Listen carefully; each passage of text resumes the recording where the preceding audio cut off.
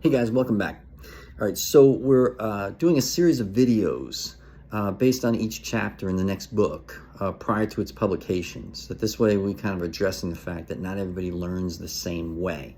Some people learn better by listening, some people learn better by reading, so some people just want to hear videos and watch little snippets of it at a time in the short attention span theater that we live in today.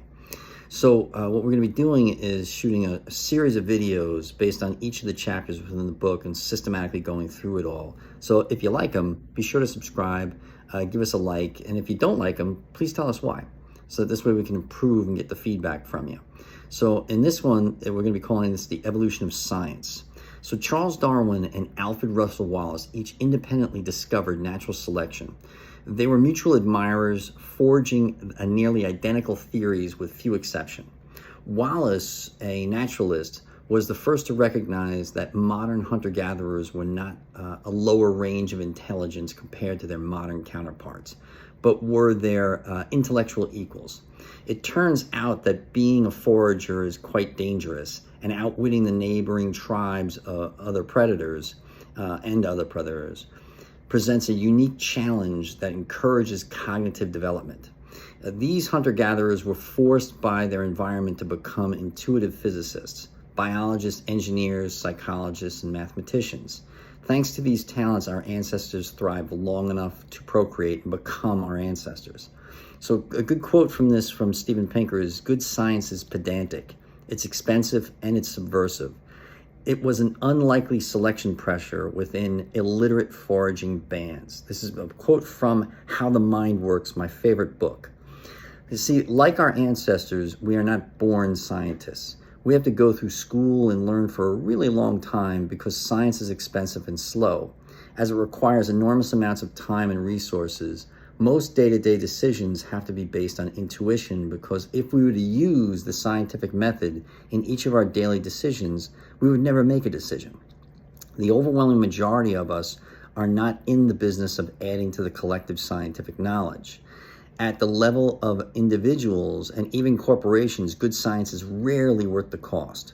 Only when we look at the benefits of science on a social level do we see the proper return on investment. Institutional science is only funded in large, successful economies where the benefits outweigh the burden on the taxpayer, resulting in sound public policy. Is science worth all the investment? One can make a strong argument that the modern era begins with Sir Francis Bacon, a contemporary of Isaac Newton and John Locke. Bacon, however, is special in that he's credited with inventing the scientific method. Historians and scientists agree that this is the sea change moment for humankind, as it enabled virtually all scientific progress that follows, including the theory of evolution and the Industrial Revolution. The scientific method enables us to fight our tendencies to believe beautiful lies, that is, prejudiced assertions. This makes progress not only possible but probable. When we look at the historical account of people's beliefs prior to the scientific revolution, i.e. witches, werewolves, and ghosts, it quickly becomes clear how much science has done for the spread of objective truth. Science, although costly, is accurate and helps us avoid our cognitive traps. For instance, we have a penchant to see design where there is none. I just saw a video this morning about Carl Sagan saying it's tempting to pick up a watch in the wild and see, oh, a creator created this watch, and then to look at a bacterium and see, oh, a creator created this bacterium, when in fact, although the watch is intricate, the bacterium is gorgeously more intricate. So now, if you're looking at it from a perspective of, oh, the Earth is only 6,000 years old, it leaps off the page that, there has to be some type of creator involved here. But when you step back in time and look at the history of time, or deep time, we're talking about 4.5 billion years. So that is plenty of time for things to evolve. So that's why evolution is proven. So this is actually referred to as something called the God of the Gaps, which is our tendency to view anything that is unknown as supernatural or the work of God. This belief in the supernatural benefited our ancestors and serves as a galvanizing force for our communities. Tribes that were more religious were more cohesive than members of other tribes that were less so.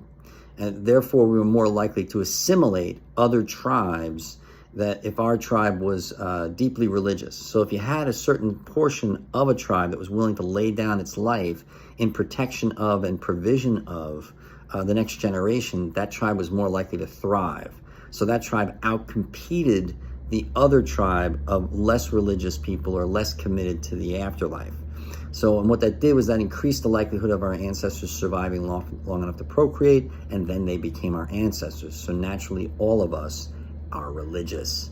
So we'll be covering this in more detail in chapter 7, but it shows up in our political vitriol. So if you like this video, be sure to subscribe, hit the like button, or tell us why you didn't like it so we can improve on these videos. I'm here in Atlanta still. I'll be shooting a few more of these, and hopefully we can get as many of these out this year so this way you can get this information as best possible. All right, thanks again for your time. See you in the next one.